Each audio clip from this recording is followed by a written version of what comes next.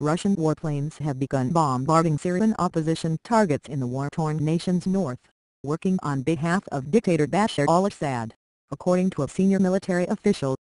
The official said airstrikes targeted fighters in the vicinity of Homs, located roughly 60 miles east of the Russian naval facility in Tartus, and were carried out by a couple of Russian bombers.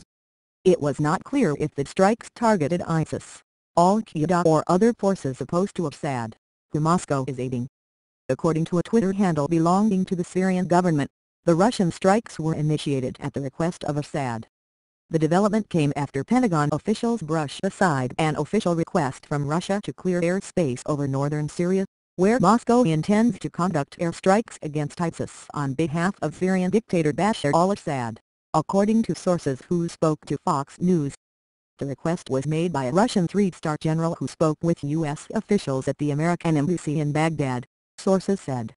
The general, who was not identified, used the word please when delivering the verbal request, known as a demarche, according to the written transcript of the exchange.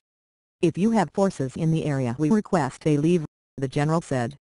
The senior Pentagon official said the U.S., which has also been conducting airstrikes against ISIS, but does not support Assad, said the request was not honored. "We still conducted our normal strike operations in Syria today," the official said. "We did not and have not changed our operations."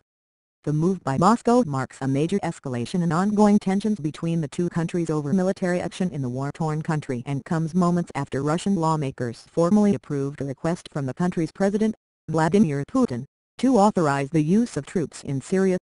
The Russian demand also mirrors one made by Turkey this past July, when Ankara asked U.S. planes to fly only in airspace south of Mosul, Iraq. In that case, 24 Turkish jets bombed Kurdish positions, catching the U.S. off guard. The Federation Council, the upper house of Russia's parliament, discussed Putin's request for the authorization behind the closed doors. Sergei Ivanov, chief of Putin's administration, said in televised remarks that the parliament voted unanimously to approve the request.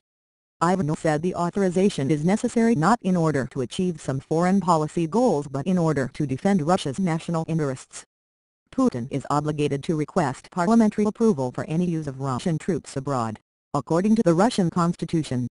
The last time he did so was before Russia annexed Ukraine's Crimean Peninsula in March 2014.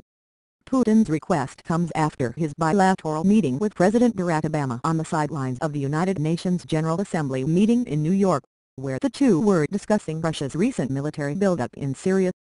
The U.S. official told Fox News Monday the two leaders agreed to discuss political transition in Syria but were at odds over a role that Assad should play in resolving the civil conflict.